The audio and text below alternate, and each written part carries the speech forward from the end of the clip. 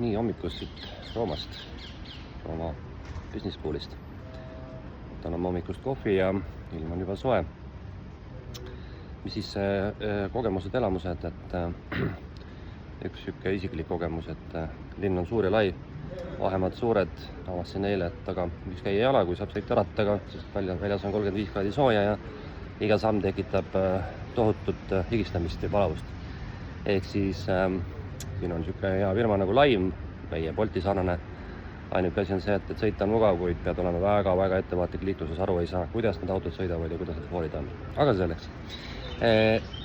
Õppimisest või õpetamisest, et üks asi, mida me siin käsitleme, on AI ja selle roll siis äris, ettevõtluses, kliendi teekonnas ja kogu ärimudelis.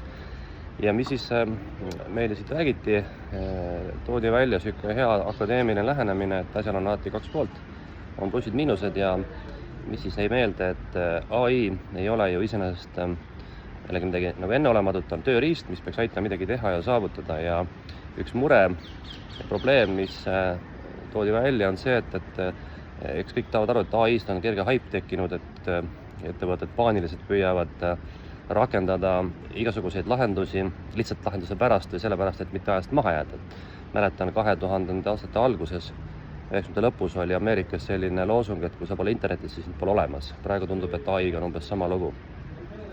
Aga probleem ongi selles, et ettevõtted, organisatsioonid rakendavad AI-d tema enda pärast, mitte selle pärast, mis on selle asja point ja eesmärk. Et vana hea tõde, kui sa hakkad midagi rakendama või midagi ellu viima, siis mõtle kõigepealt seda, et mida see aitab sul parandada või et mis probleemi sa hakkad lahendama ja alles siis vaata, kas sul seda vaja on. Et meil toodi siin näiteid päris suurtest ettevõtetest või sellistest edukatest startupidest, kes ei kasuta peaaegu üldse AI-d või väga vähesel määral. Nii et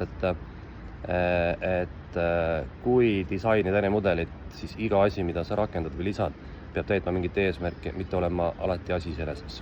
See on siis tänase päeva märksõna.